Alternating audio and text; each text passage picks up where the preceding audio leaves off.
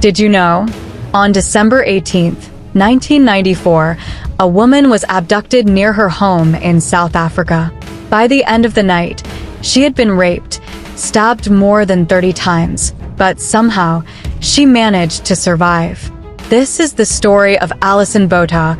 After an ordinary night out with her friends, Alison Botha drove back to her apartment in Port Elizabeth, but as soon as the 27-year-old parked her car, a man with a knife forced his way inside. The attacker ordered Allison to move to a different seat. He then drove her car to pick up his friend. Allison's captors later identified as Frans du Toit, and the Jans Kruger took her to a deserted area on the outskirts of town. There, they brutally raped her. They stabbed Allison at least 30 times in the abdomen. When Allison's leg twitched, du Toit and Kruger decided the job wasn't quite done yet. They then slit her throat 16 times. Finally, they left her for dead. Apparently satisfied that they had killed her, du Toit and Kruger drove away. But little did they know that Allison was still breathing. Soon, Allison realized she might have a chance to survive. She decided to write the names of her attackers in the dirt. In the distance, she could see headlights through the bushes. As Alison Botha moved toward the headlights, she realized the full extent of her injuries. As she pulled herself up, her head started to fall backward since she had nearly been decapitated. There, she collapsed.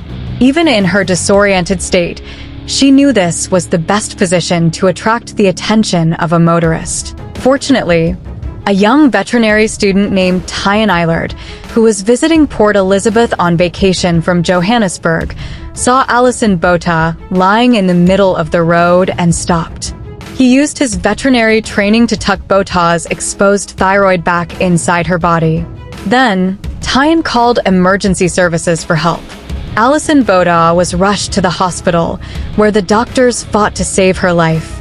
Allison was on the brink of death, but she managed to pull through. Allison spent days in coma and underwent several surgeries.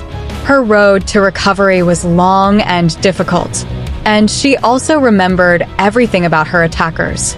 She was soon able to identify them from police pictures while she was still in the hospital. They were both found guilty and sentenced to life in prison in August 1995.